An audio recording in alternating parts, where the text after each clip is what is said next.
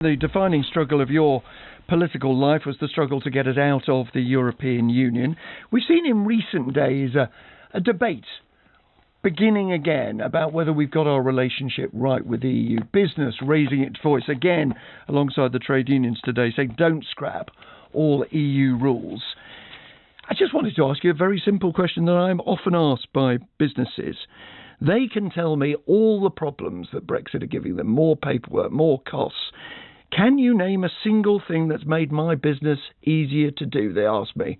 So let me ask you, as a principal Brexiteer, how have you made the life of businesses easier by leaving the EU? Well, as Environment Secretary, I was responsible particularly for the food and drink sector and for farming and agriculture. And we've got rid of the Common Agricultural Policy. We're replacing it with a system of public money for public goods. Sure, but how's that made business easier for people who create jobs and create profit? Well, it means that the people in the sector for which I was directly responsible have a more rational method of support from the government.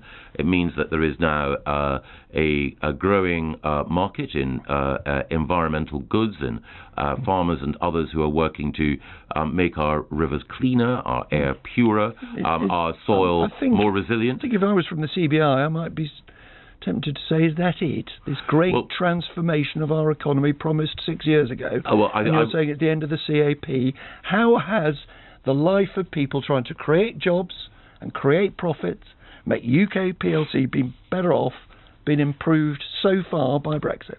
Well, first of all, the food and drink sector is our biggest manufacturing sector, so that's one area.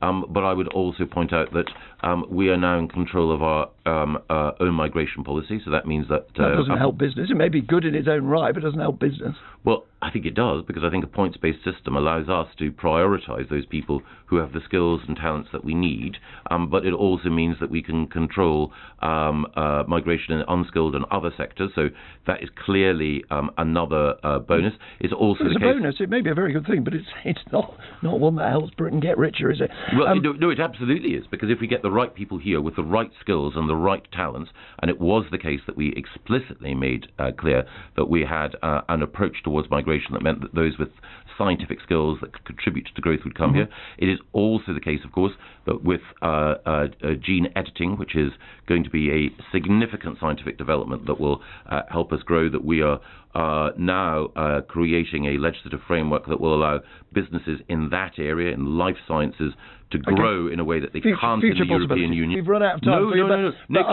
there is so much more that I can say about the benefits of being outside the European Union. We had three goes at it, Mr. Gove. We had three shots at it, so we had quite a lot of time. Thank you very much indeed. There's much more we can say, Nick, and I'm looking forward to coming back. Absolutely. Yes, let's do it. And we'll do it at 8:10 if we can. Thank you.